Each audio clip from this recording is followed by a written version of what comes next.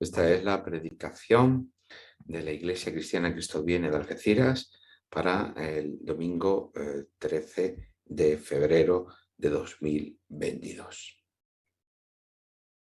En esta mañana leemos el Evangelio de Juan, capítulo 6, versículos 25 al 51. Dice lo siguiente: y hallándolo al otro lado del mar, le preguntaron a Jesús: Rabí, ¿cuándo llegaste acá? Respondió Jesús y les dijo: de cierto os digo que me buscáis, no porque habéis visto las señales, sino porque comisteis el pan y os saciasteis. Trabajad no por la comida que perece, sino por la comida que permanece para vida eterna, la cual os dará el Hijo del Hombre, porque a éste señaló Dios el Padre. Entonces le preguntaron: ¿qué debemos hacer para poner en práctica las obras de Dios? Respondió Jesús y les dijo: esta es la obra de Dios, que creáis en aquel que Él ha enviado. Entonces le dijeron: ¿qué señal pues haces tú para que veamos y te creamos? ¿Qué obras haces? Nuestros padres comieron el maná en el desierto, como está escrito, les dio a comer pan del cielo. Y Jesús les dijo: de cierto os digo, Moisés no os dio el pan del cielo, pero mi Padre os da el verdadero pan del cielo, porque el pan de Dios es aquel que descendió del cielo y da vida al mundo. Le dijeron: Señor, danos siempre este pan. Jesús les respondió: yo soy el pan de vida. El que a mí viene nunca tendrá hambre, y el que en mí cree no tendrá sed jamás. Pero ya os he dicho que aunque me habéis visto, no creéis. Todo lo que el Padre me da vendrá a mí, y al que a mí viene no lo echo fuera. He descendido del cielo no para hacer mi voluntad, sino la voluntad del que me envió. Y la voluntad del Padre que me envió es que no pierda yo nada de todo lo que Él me da, sino que lo resucite en el día final. Y esta es la voluntad del que me ha enviado, que todo aquel que ve al Hijo y cree en Él tenga vida eterna, y yo lo resucitaré en el día final. Murmuraban entonces de él los judíos porque había dicho: yo soy el pan que descendió del cielo. Y decían: ¿este no es el hijo de José, cuyo padre y madre nosotros conocemos? ¿Cómo dice ahora del cielo descendido? Jesús respondió y les dijo: no murmuréis entre vosotros. Nadie puede venir a mí si el Padre que me envió no lo atrae, y yo lo resucitaré en el día final. Escrito está en los profetas, y todos serán enseñados por Dios. Así que todo aquel que oye al Padre y aprende de él, viene a mí. No que alguien haya visto al Padre, solo aquel que viene de Dios, ese ha visto al Padre. De cierto os digo, el que cree en mí tiene vida eterna. Yo soy el pan de vida. Vuestros padres comieron el maná en el desierto y aún así murieron. Este es el pan que desciende del cielo para que no muera quien coma de él. Yo soy el pan vivo que descendió del cielo. Si alguien come de este pan, vivirá para siempre. Y el pan que yo daré es mi carne, la cual yo daré por la vida del mundo. Amén. Continuamos con nuestra lectura del Evangelio de Juan. El texto de hoy pertenece al capítulo número 6. Todo en ese capítulo conforma una unidad dentro de la narración mayor del Evangelio. Como ya hemos advertido en semanas anteriores, pues el Evangelio lo que cuenta tiene una direccionalidad, tiene una narratividad, nos apunta y nos transmite un mensaje. No es solamente una serie de materiales inconexos, ¿no? Y esto es un poco lo que intentamos ver, entender el sentido que tiene el Evangelio en su conjunto y del Evangelio en relación al resto de la Biblia. Por lo tanto, el Evangelio nos quiere abrir nuestros ojos y nuestra comprensión de fe a lo que Dios está haciendo en el mundo. En versículo 4 de este capítulo 6 se nos dice, o se contextualiza, diciendo que estaba cerca la Pascua, la fiesta de los judíos. Y es que el Evangelio de Juan se menciona por 3 veces la celebración de la Pascua, cosa que no ocurre en otros evangelios. Así que en diferentes momentos de la narración del Evangelio de Juan encontramos la celebración de la Pascua. Ya lo vimos cuando, en el capítulo 2, cuando vimos el relato sobre que Jesús está hablando contra el templo y anunciando su destrucción. Lo vamos a ver en esta predicación de hoy, que está en el marco del capítulo número 6, y después lo volvemos a encontrar cuando hacia la mitad del Evangelio de Juan, pues toda esa segunda parte está estructurada en torno a la fiesta de la Pascua y en los momentos en los que se estaba celebrando en Jerusalén en ese momento y lo que ocurre con Jesús en ese contexto. Este capítulo 6 tiene 3 partes fundamentales. Por un lado, el relato de la multiplicación de los panes. El segundo, que Jesús caminando sobre el mar de Galilea o el lago de Galilea, y un largo discurso final acerca del pan de vida. Esta contextualización no es arbitraria, sino que responde a un sentido, a lo que quiere el Evangelio transmitirnos. Básicamente, que sepamos quién es Jesús y cuál es su misión, qué es lo que él viene a hacer. Por tanto, si todo ese trasfondo, todo el capítulo 6, lo debemos entender sobre el trasfondo del contexto de la celebración de la Pascua, está claro que en este capítulo todo está conectado con la Pascua original, con aquella primera Pascua, es decir, con los acontecimientos del Éxodo. Jesús, en este capítulo 6, está de alguna forma actualizando los acontecimientos de un nuevo Éxodo, no solo para Israel, sino para el mundo. Y la forma de explicarnos quién es Jesús, el Evangelio, es presentándonos precisamente en una secuencia narrativa que está recordando al Éxodo de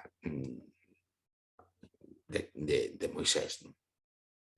En aquel primer Éxodo, que ya estuvimos en esta temporada, estuvimos meditando sobre el Éxodo, en diferentes capítulos de Éxodo, vimos cómo Dios alimentó con el maná a su pueblo durante su travesía en el desierto. Pues igual que en aquel momento del Éxodo del pueblo de Israel en el desierto, Dios alimentó a su pueblo con maná, ahora Jesús es quien provee alimento para su pueblo. Claro, pero no solamente Él va a proveer de alimento para el pueblo de Israel, sino que Él mismo se convierte en el alimento de vida para su pueblo. Esto es un poco lo que vamos a ver en esta mañana a lo largo de esta predicación. Por lo tanto, tenemos la multiplicación de los panes, que tiene que ver con esta asociación de cómo Dios proveyó alimento a través del maná para su pueblo a lo largo de la travesía del desierto. En este nuevo Éxodo, en el Éxodo de Jesús, también alimenta con la multiplicación, alimenta al pueblo con la multiplicación de los panes. Por lo tanto, y aquí vemos cómo esta asociación para sus contemporáneos era muy clara, quizás para nosotros que hemos perdido muchas de las claves culturales o porque no conocemos suficientemente la escritura, o simplemente porque estaban en unas claves culturales muy distintas a nosotros, perdemos el sentido de lo que estaba allí ocurriendo. Pero para que veáis que esta asociación entre la multiplicación de Jesús de los panes y el episodio de maná en el Éxodo tenía una vinculación, una comprensión para sus propios contemporáneos, cuando ellos vieron esta multiplicación de los panes, ¿Cuál fue la conclusión que ellos, de la que ellos pensaron, de la que ellos derivaron, infirieron a partir de lo que aquí ocurrió? Versículo 14 del capítulo 6, que dice: entonces aquellos hombres, al ver la señal que Jesús había hecho, la multiplicación de los panes, una nueva señal de lo que Jesús está haciendo. Recordamos que esta parte del Evangelio de Juan pues está estructurado en torno a estos signos de los que venimos hablando. Dijeron: verdaderamente este es el profeta que había de venir al mundo. ¿Claro? ¿Qué significa esto? Significa, en referencia a este es el profeta que había de venir al mundo, es una alusión a Deuteronomio 18:15, que dice: un profeta como yo, es decir, como Moisés, te levantará el Señor tu Dios de en medio de ti, de tus hermanos, a él oiréis. Y en torno a este versículo se fue desarrollando una expectativa, diríamos escatológica. Escatológica no significa otra cosa que lo que está referido al fin, al final. Pues se fue desarrollando en el judaísmo pues una expectativa de que al final de la era presente, pues Dios enviaría a un profeta como Moisés. Y esto es lo que están diciendo. Cuando ven que Jesús está multiplicando los panes y está haciendo la asociación con el maná del Éxodo, pues diciendo: pues entonces este es el profeta como Moisés que había de venir.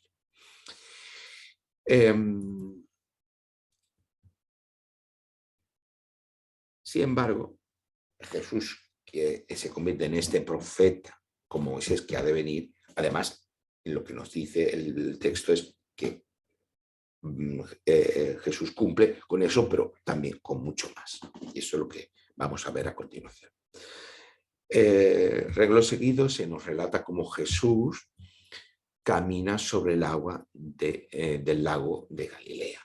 Al igual que el pueblo de Israel en el antiguo Éxodo había cruzado a la salida de Egipto, cruzó por el Mar Rojo, Éxodo 14, capítulo 14, pero antes de la entrada a la tierra prometida, también cruzó, recordando aquel paso por el Mar Rojo, aquel comienzo del Éxodo. El Éxodo termina con el cruce del río Jordán para entrar en la tierra prometida. Eso nos relata en Josué capítulo 3. Y también hay como un paso entre las aguas, ¿no?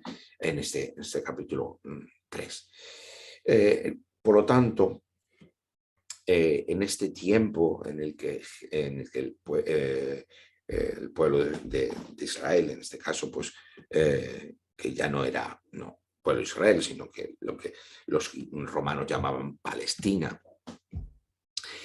pues en Palestina pues estaba Judea, perdón, la provincia de Judea, provincia romana de Judea, pues había muchas expectativas dentro del judaísmo de que Dios tendría que intervenir para la liberación de su pueblo de esas opresiones. Y es interesante, por ejemplo, como Juan el Bautista, ¿dónde se encuentra? Se encuentra bautizando en su ministerio en el río Jordán. Porque es que esa expectativa de que el pueblo de Israel, que ya no existía como tal, como digo, pues estaba en éxodo y hacía falta ese nuevo éxodo, esa nueva reentrada en la tierra prometida. Y ese bautismo en el Jordán representaba precisamente ese nuevo paso por el Jordán, al igual que ocurrió con el pueblo de Israel. Muy bien, pues si tenemos en este capítulo 6 esas constantes referencias al Éxodo, ahora vemos como Jesús caminando sobre las aguas del mar de Galilea precisamente está representando ese nuevo Éxodo, ese nuevo paso por el mar, ¿no? Como es parte de ese nuevo éxodo que Jesús está trayendo. Y es interesante que en el Evangelio de Juan, por ejemplo, no hay bautismo de Jesús, no se nos relata el bautismo de Jesús como sí en los otros sinópticos, y además en esos sinópticos el bautismo tiene en el lugar en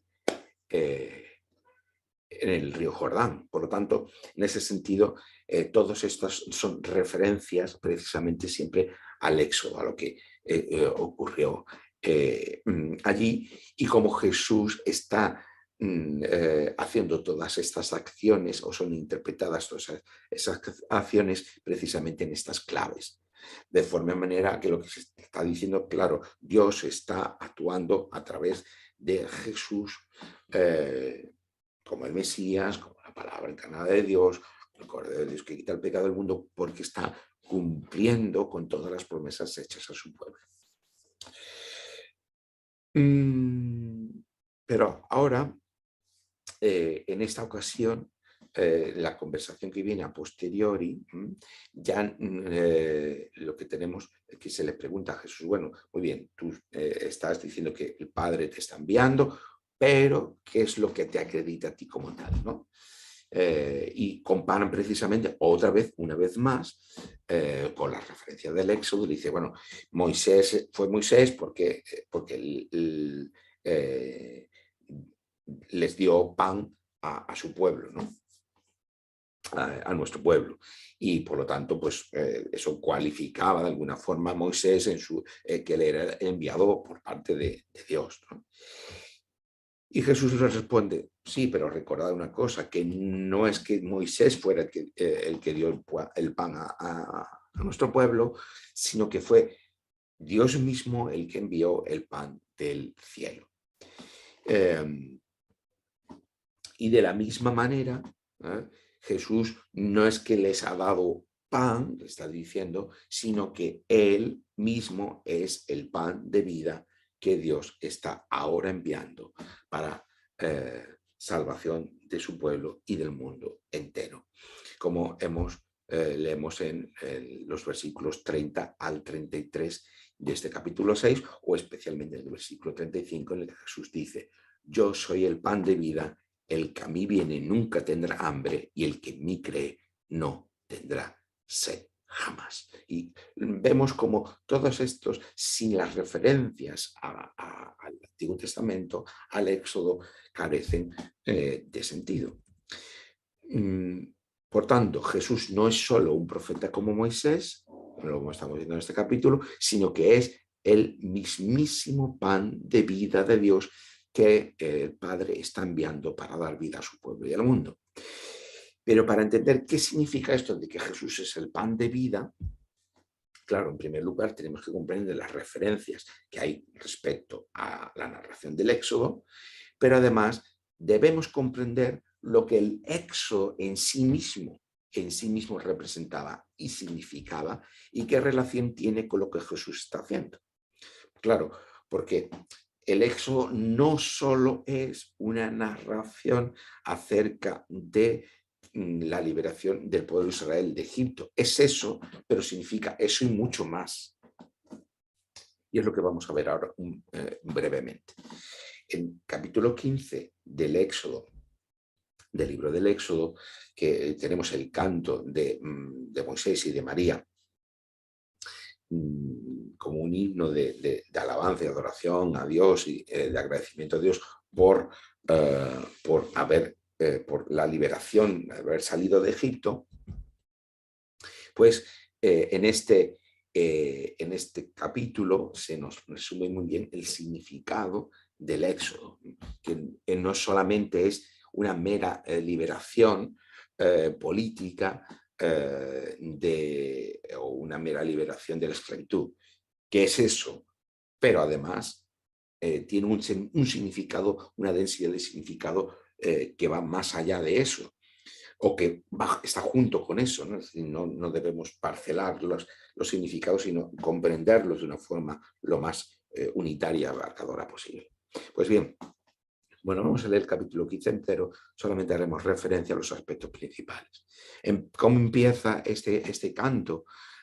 Pues, y cómo termina en el versículo 1 y el versículo 21, en ese, como llama, una inclusión, como dos comienzos, un comienzo y una finalización iguales que permiten enmarcar un conjunto, ¿no? Pues empieza así: cantaré al Señor, sublime ha sido su victoria. Y también en el versículo 21 termina de esta misma forma: cantaré al Señor, sublime ha sido su victoria. La salida, por tanto, de Egipto es la liberación del pueblo de Israel de la esclavitud en Egipto, pero también representa la victoria de Dios sobre los poderes del mal presentes en el mundo. Porque para la Biblia, la política, o los políticos, o las instituciones políticas, o los imperios, no solamente es política, sino que los poderes políticos están relacionados con de alguna forma, no conceptualizada del todo, con los poderes del mal. Es decir, como que estos poderes, instituciones políticas, estos imperios, de alguna forma se nutren o actualizan, podríamos decir mejor, los poderes del mal presentes en el mundo, y están interconectados los unos con los otros. Así piensa la Biblia. Y por tanto, el mar en la cultura de la Biblia representa el mal, los poderes del mal. El paso por el mar representa precisamente la victoria sobre esos poderes, y por lo tanto el Éxodo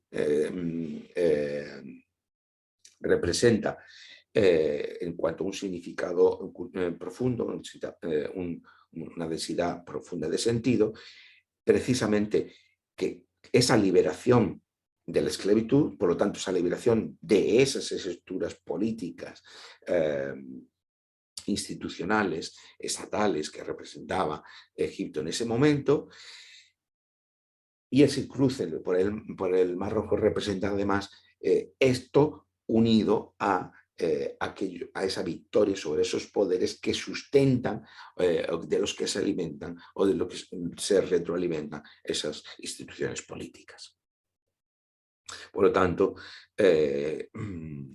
tenemos que además de esto, hay otro elemento muy importante, que es lo que nos dice, lo que nos transmite este canto, este himno, es que el resultado de esa victoria está estipulando la victoria de Dios, ¿no? La victoria de Dios. Ha sido la victoria de Dios. El resultado de dicha victoria, y por lo tanto, ya que esos poderes han sido vencidos, que el pueblo de Israel ha podido salir de Egipto, esos poderes han sido vencidos, que se ha pasado por el Mar Rojo, y por lo tanto esos poderes del mundo están vencidos, humanos y superhumanos están vencidos, significa lo que leemos en el versículo 18 de este capítulo 15, que en una exclamación se dice: el Señor reina eternamente. El Señor reina eternamente. Por lo tanto, el resultado de que Dios venza significa que el Señor reina, que Dios gobierna. Y por lo tanto, la victoria de Dios y el reinado de Dios están interrelacionados. Así que el Éxodo implica a todos los niveles precisamente la victoria de Dios sobre los poderes humanos y superhumanos, y por lo tanto también tiene que ver con que Dios reina, con el reinado de Dios.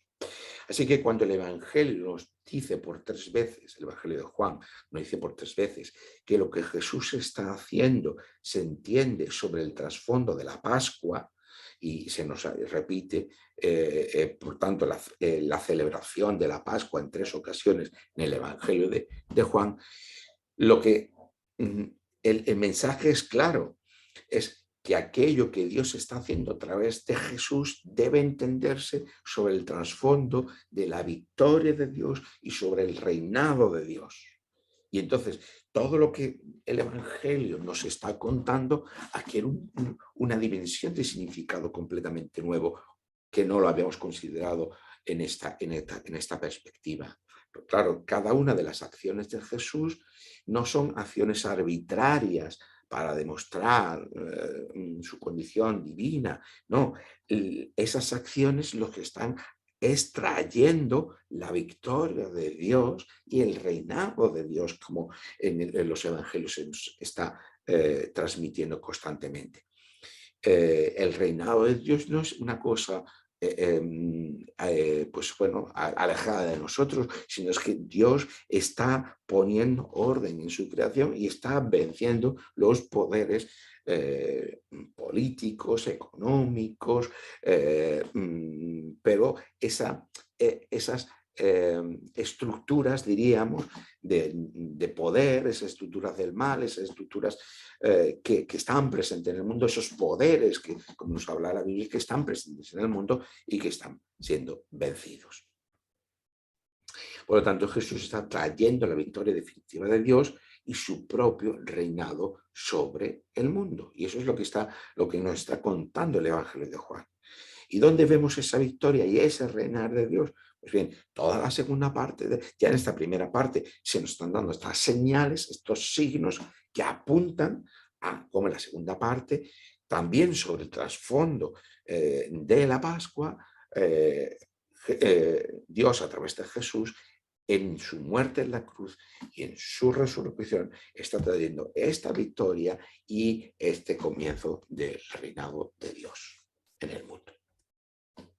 Pero ya en este capítulo 6, como estamos viendo esta señal de la multiplicación este signo de multiplicación de los panes, pues se nos está anticipando algo de esto que este signo nos está apuntando, nos está señalando. En este capítulo 6 se lo repite por 3 veces, en el versículo 39, 40 y 44, la relación que hay entre Jesús como pan de vida, yo soy el pan de vida, está diciendo Jesús, y lo que eso significa, y está conectado, que Él sea el pan de vida, significa que Él va a resucitar y que todos aquellos que creen en Él resucitarán con Él. Y esto es lo que nos está diciendo el Evangelio en estos versículos, como digo, el 39 al 40 y el 44. Pero además toda esta parte, a modo de una cierta conclusión, se nos dice lo siguiente, los versículos 47 al 51 de este capítulo 6. De cierto os digo, el que cree en mí tiene vida eterna. Dice Jesús, yo soy el pan de vida. Vuestros padres comieron el maná en el desierto. ¿Lo veis? Nuevamente una asociación al Éxodo. Y aún así murieron. Este es el pan que desciende del cielo para que no muera quien coma de él. Yo soy el pan vivo que descendió del cielo. Si alguien come de este pan, vivirá para siempre. Y el pan que yo daré es mi carne, la cual daré por la vida del mundo. Lo celebramos la Santa Cena, lo que otras tradiciones cristianas llaman Eucaristía. Estamos comiendo este pan que es Jesús. Jesús es el pan de vida. Nos estamos apropiando por medio de la fe de lo que Cristo o Jesús, Cristo, recordemos que no es un nombre propio, sino un título, Mesías, ungido, hizo en su vida, con su vida, en su muerte en la cruz y su resurrección. Y por lo tanto, estamos anunciando, al participar de Él, a estar unidos de Él por medio de la fe, que también resucitaremos con Él. Jesús es el pan que da vida a todo aquel que crea en Él para participar de la victoria de Dios sobre los poderes del mal, del pecado y de la muerte. Son los poderes que reinan en el mundo, el mal, el pecado y la muerte. Pues estos poderes son los que son vencidos, que lo que teníamos ya victoria inicial allí en el Éxodo, que tuvo unas concreciones concretas en la liberación del pueblo de Israel de Egipto, y por lo tanto, de esta manera traer el reinado de Dios al mundo. Este era el significado de la Pascua, que se actualiza en la muerte y la resurrección de Jesús de una forma nueva, de una forma más profunda, de una manera más completa. De ahí que todos aquellos que por medio de la fe están unidos a Jesús, que es ese pan de vida, tendremos vida. Porque al igual que Él resucitó, nosotros resucitaremos con Él y participaremos de esa victoria sobre la muerte, el pecado y el mal, bajo el reinado de Dios en su nueva creación. Por lo tanto, esto es de lo que nos está hablando todo este capítulo 6 y que nos está anticipando lo que vamos a encontrar hacia la segunda mitad de dicho evangelio. Ahora bien, alguien que no sea cristiano, no esté habituado a escuchar o leer la Biblia o escuchar una predicación cristiana, y por qué no también alguien cristiano, pues que quizás pues no esté muy familiarizado como digo, con la propia Biblia, podrá pensar, bueno, pues este un relato, esto que nos estás contando, la verdad que son palabras muy bellas, muy bonitas, es un relato muy hermoso, pero yo me gustaría que fuera así, que me gustaría pensar que esto que es verdad, pero realmente no sé, esto de que Dios a través de Jesús, en una muerte en la cruz, haya vencido los poderes del mundo, pues no creo que esto que pase de ser algo, pues una bonita narración, bonita historia, que la gente antigua, que el mundo antiguo, pues que podían creer, porque claro, eran gente que no tenía mucho conocimiento y que todo el mundo allí se creía cualquier cosa y bueno, porque esto es una historia bonita, no deja de ser una historia hermosa, pero realmente pues esto son para mentes crédulas, personas que no tienen mucho conocimiento, pero realmente no es algo a que podamos prestar mucha atención. Probablemente mucha gente que hoy pudiera escuchar esta predicación o que pudiera leer la escritura en estas claves, pues podría pensar seguramente así, puede pensar así. Pero cuando pensamos así, lo que no nos damos cuenta es que los crédulos somos nosotros. Y los crédulos somos nosotros porque lo que no nos damos cuenta es que nuestra cultura nos configura de una manera que damos por sentado unas formas de pensamiento y de comportamiento como si fueran normales, pero en realidad pues son unas formas concretas construidas socialmente en un tiempo concreto.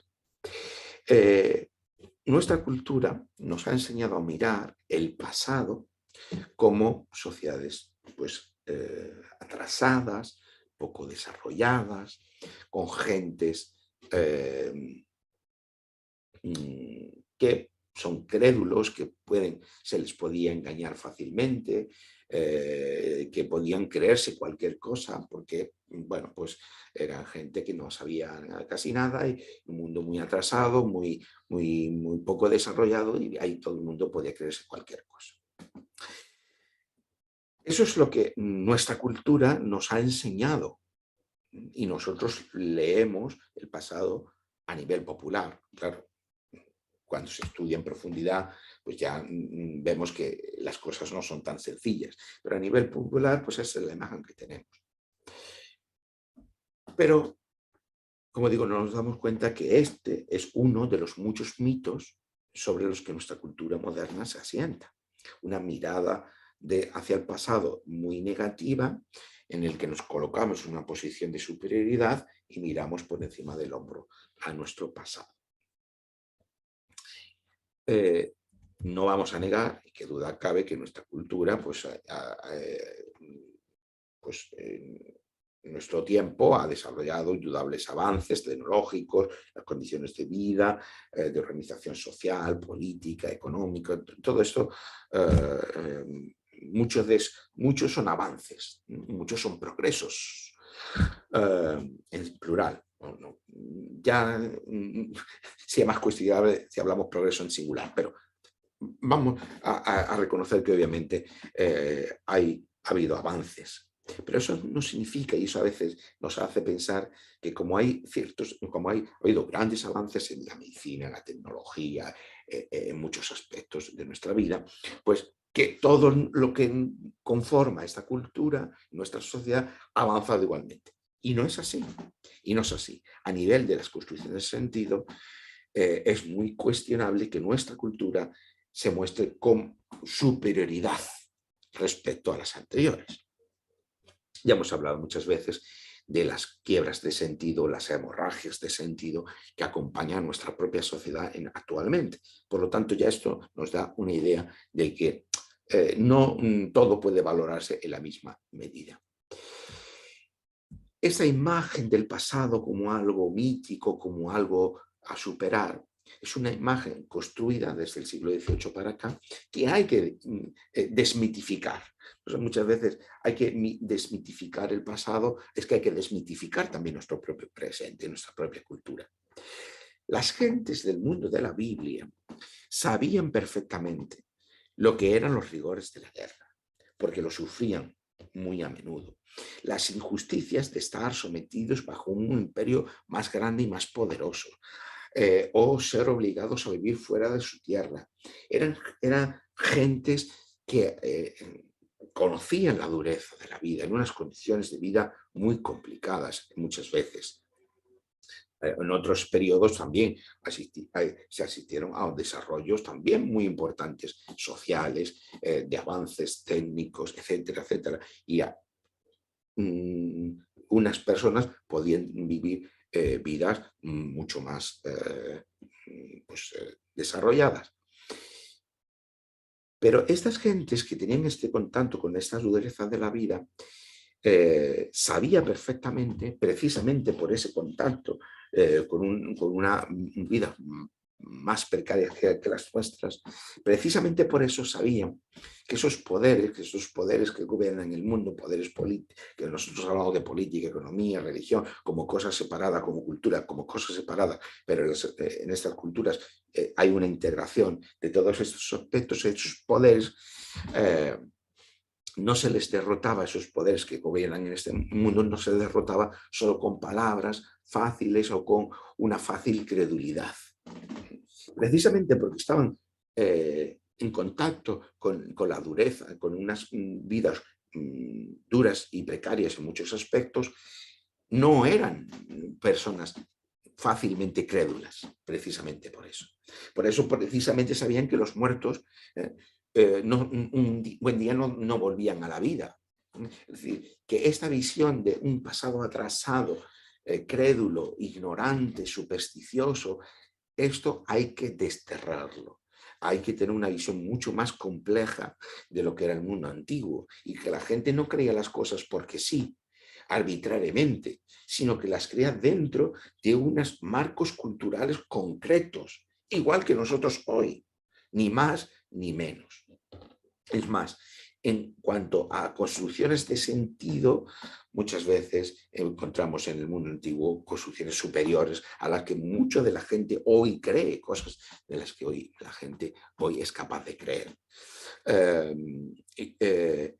O igualmente, podríamos hablar de nuestra cultura asociada a muchos mitos y a mucha credulidad.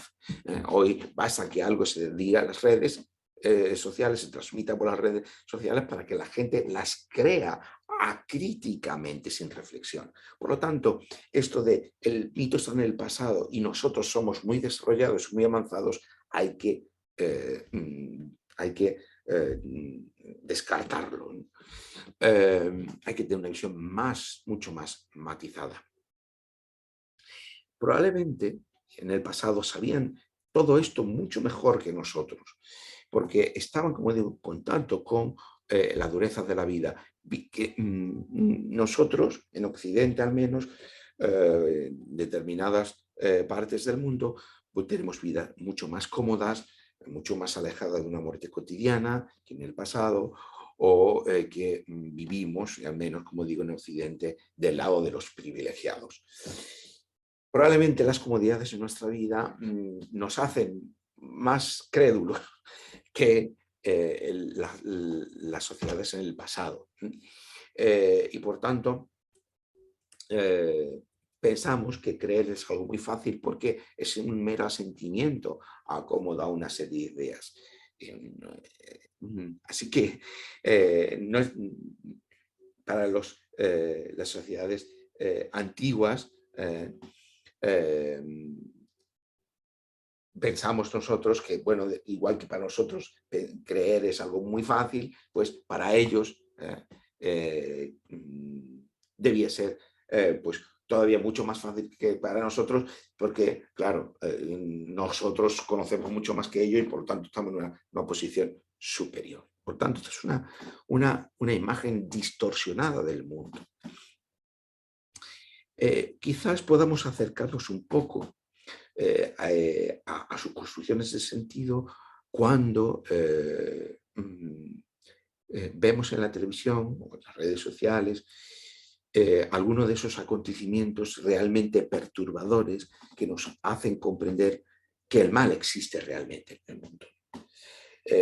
No sé, cuando habéis visto en los documentales en televisión, lo que ha ocurrido en la Segunda Guerra Mundial, pero en otros conflictos bélicos y tal, y vemos esos muertos amontonados fruto de unos niveles burocráticos e industriales de muerte, ¿no? De alguna forma percibimos el mal existe en el mundo, ¿no? Cuando vemos en la crónica de sucesos alguien ha sido violado, una chica que ha sido violada, torturado, asesinado brutalmente, como estos hechos de alguna forma nos perturban y decimos, es que esto intuitivamente nos damos cuenta, el mal existe en el mundo, ¿no? Algo no es solamente la acción de una persona particularmente, ¿no? El resultado de esa acción individual, sino que hay algo que está por encima, ¿no? Que, como que una realidad que conceptualizamos, es que el mal existe, ¿no? Eh, Cuando vemos el resultado de cuerpos famélicos, de personas en zonas asoladas por el hambre, ¿no? De las injusticias que hay, ¿no? El mal existe en el mundo. De alguna forma, tener ese contacto con las durezas de la vida, con las situaciones más trágicas, más difíciles de la vida, nos hace comprender que hay una realidad que llamamos mal, al que llamamos pecado, y que por lo tanto tiene una realidad, una presencia en el mundo, ¿no? Por lo tanto, eh, tenemos que tener un poco más de respeto por sociedades y personas que están más en contacto con esa realidad o más de una forma más cotidiana que nosotros y podremos empezar a comprender que su forma de expresión y de conceptualizar los rasgos culturales de su época no eran míticos, ¿no?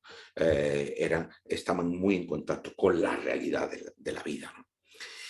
En esos momentos cuando nos damos cuenta de que el mal existe en el mundo, cuando hay alguna realidad que se nos acaba de escapar, ¿no? Que no podemos conceptualizar del todo, es cuando podemos hablar de las estructuras del mal, de la estructura de pecado, del mal estructural, todas estas cosas, pero cómo a través de los poderes políticos, económicos, este mal estructural se actualiza, se hace presente, se lleva a cabo en el mundo. Pero hablar de mal estructural, de estructuras de pecado, no es más ni menos mítico que hablar de poderes que gobiernan en el mundo.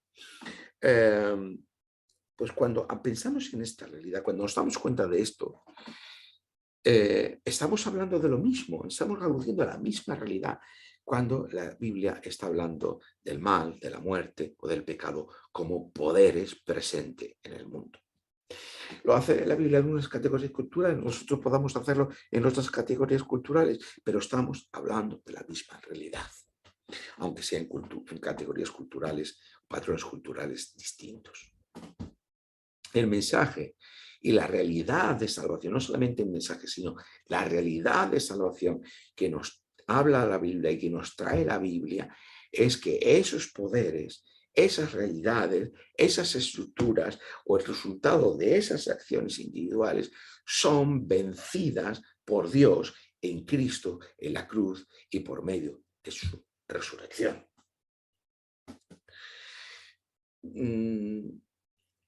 No solamente es porque están en unas categorías culturales distintas, sea falso o sea mítico, sino es la manera de explicarnos que Dios está acabando, está terminando con el mal, con la muerte, con el dolor y con el sufrimiento del mundo.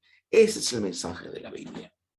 Y que lo hace por medio de un pueblo, de la historia de ese pueblo, de la participación en ese pueblo y especialmente en la persona de Jesús de Nazaret, que con su vida, con su muerte en la cruz y con su resurrección está iniciando la victoria definitiva de Dios y su reinar, su gobernar en el mundo. Cuando comprendemos esto, cuando nos quitamos las lentes culturales de nuestra propia sociedad moderna, que nos ciegan a entender este significado profundo del mundo, es cuando nos quitamos ese lente, cuando empezamos a comprender la realidad de salvación de la que nos habla la Biblia. Entonces ya no vemos oscuramente, como dice el apóstol Pablo, sino que vemos cara a cara, vemos realmente en una interacción directa de cómo es el mundo y qué es lo que Dios está haciendo y quiere para el mundo. Y para nuestras propias vidas, obviamente, como participantes del mundo. Por tanto, necesitamos recuperar esa visión abarcadora y comprensiva de la Biblia. Y debemos ser críticos con nuestros propios patrones culturales que nos ciegan para comprender el mensaje y la realidad de salvación de la Biblia y que nos, de alguna forma, también suponen un freno o una incapacitación para una actitud de fe y de confianza en Dios. Lo que Dios ha hecho en Cristo, a Jesús, el Cristo, el Mesías, como la palabra encarnada, la palabra de vida, el pan de vida, todas estas categorías que usa la Biblia para transmitir quién es Cristo, para poder entender qué es lo que Dios quiere para nosotros. Y por eso es importante entender esas palabras de Jesús que también son de las que nosotros nos podemos apropiar por medio de la fe. Pues esa actitud de confianza, esa actitud receptiva a la realidad de Dios, a lo que Dios está haciendo en el mundo. Dice Jesús, yo soy el pan de vida. El que cree en mí tendrá o tiene vida eterna. Que así sea.